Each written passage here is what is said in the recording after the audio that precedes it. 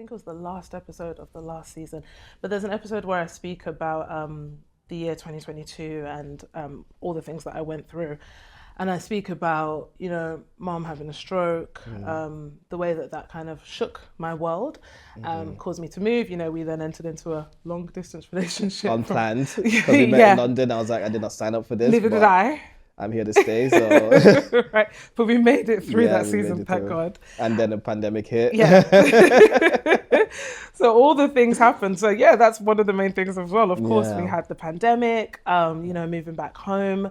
I then lived by myself for a little bit of time before you made things official and proposed to me. And, we began to, of course, we moved in together when we got married and stuff. So, in terms of like logistics, I feel like that's what's been going on. But in terms of the journey I've been on, like mentally, I think after mum fell sick, I changed in many ways, and I didn't enjoy some of the ways in which I changed, even though I needed to in order to survive. I felt like I wasn't necessarily as soft, or I felt like I wasn't as easygoing, because in a way life had made me quite firm, or quite hard.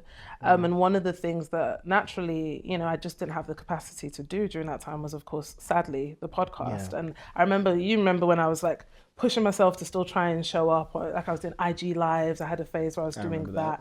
And like every year for like the last 3 years, I'll be saying to you, I'm going to bring it back type of thing. And it was a real wrestle. And I think I really beat myself up for that for quite some time, that I didn't have the capacity to show up in the way that I used to.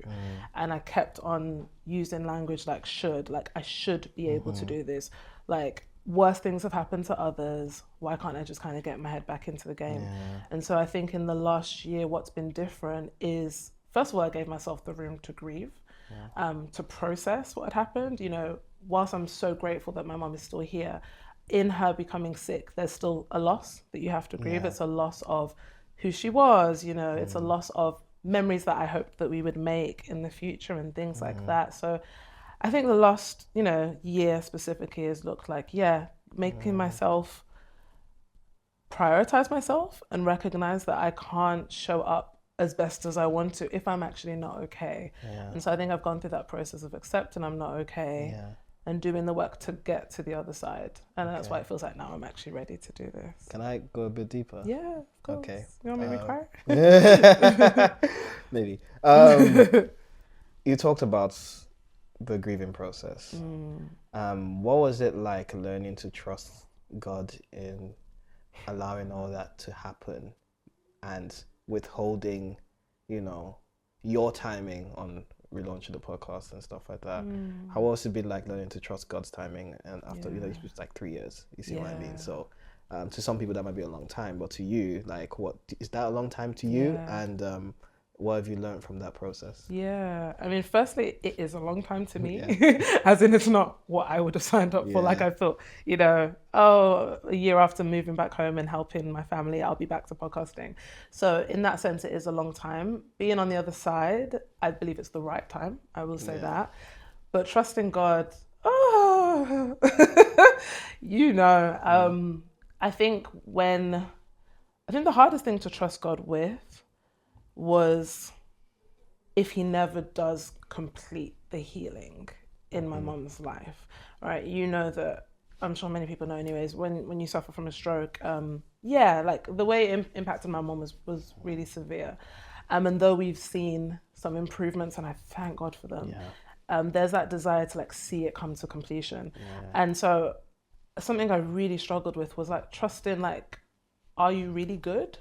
Are you really good? Because you say you're good, but when I look at that situation, specifically my mom, I'm not seeing your goodness there. Because if you're good, wouldn't you just complete the job? Wouldn't you just, make her whole again and able to show up in the way that she used to? And so I really was angry at God for a while, which sounds really wild to say right now, and I hope that he doesn't strike me down. It's human, right? Yeah. We're not all, we're human. We have emotions, and there's times that we're gonna wrestle with emotions like that, even if it's with God. But like some of us hide the fact that we're wrestling with God. We're too shy. We're too ashamed, and I think that's one of the craftiest weapons of the enemy is to use shame to make someone draw away from God. But when you're struggling and you're wrestling with those kind of questions, that's when you should be closer to God and having a conversation with him. So, you know, I just wanted to jump on that. But carry on. I'm really glad you said that, because I feel like that's where I got to. First, I definitely, I guess, kind of put myself in the wilderness and I really turned my back on God because I felt like he turned his back on me. And I was really struggling, you know, I was really struggling to connect with him in that time. And when I say that time, it was probably a solid year. Probably last year, actually. But yeah, it was a solid year. I was really struggling to connect with him, really struggling to pray, because I kind of felt like, well, I've prayed and you haven't finished doing the things that I want you to do. So is there any point type of thing? You're going to do what you're going to do anyways. You're sovereign. You know best. So, you know, but I love that you said that like, we're actually supposed to lean into God in those moments. That's what you taught me in those times when I'd be like, babe, I want to talk to him.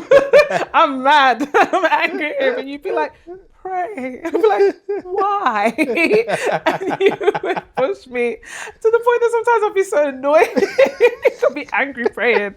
But at least I was praying. So yeah, it's definitely been a journey. I think what it's taught me, is to trust the process. Like, is to rely on God. And is also that he's not intimidated by those seasons where I feel some type of way. You know, he's not intimidated by my pain.